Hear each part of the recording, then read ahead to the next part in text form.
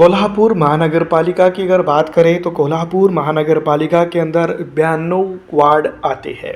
और इस वार्डों के ऊपर जिस तरह की राजनीति और राजनीतिक चर्चा चल रही है उसको लेकर कई चीज़ें निकलकर सीधी तौर पर सामने आती है।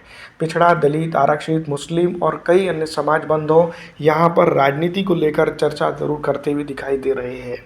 लेकिन इन तमाम चर्चाओं से हटकर एक चर्चा होती है सत्ता की, और सत्ता की राजनीति की, और सत्ता के ऊपर कौन काबिज रहेगा उसकी।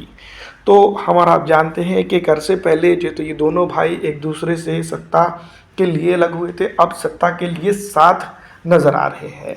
ये सत्ता संघर्ष कहीं ना कहीं किसी न किसी तरीके से कामयाब अगर हो जाता है तो राजनीति पूरी तरह से बदल कर रहेंगी कोल्हापुर के अंदर भी।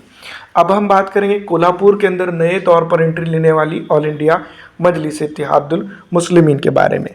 ऑल इंडिया मजलिस इत्तेहादुल मुस्लिमीन ने भी दावा कर दिया है कि कोल्हापुर की महानगर पालिका के ऊपर ज़्यादा से ज़्यादा तादाद में जो तो वो अपने प्रत्याशी उतारेंगी।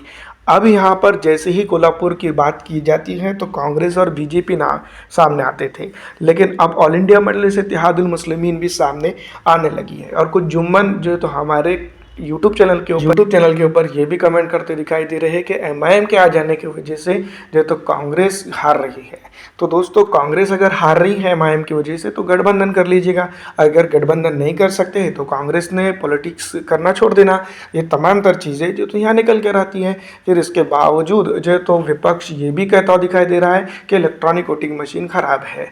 अब देखना ये है कि इलेक्ट्रॉनिक वोटिंग मशीन वाकई में ख़राब है या नहीं, तो इसका प्रूफ भी नहीं लेकर आता है। कई एक चीज़ें हैं जो सत्ता के साथ जो तो जुड़ी हुई है। अगर सत्ता मिलती है तो कोई प्रॉब्लम नहीं, सत्ता नहीं मिलती है तो बिग प्रॉब्लम है। ये कहीं ना कहीं जो तो आने वाले दिनों के अंदर क्लियर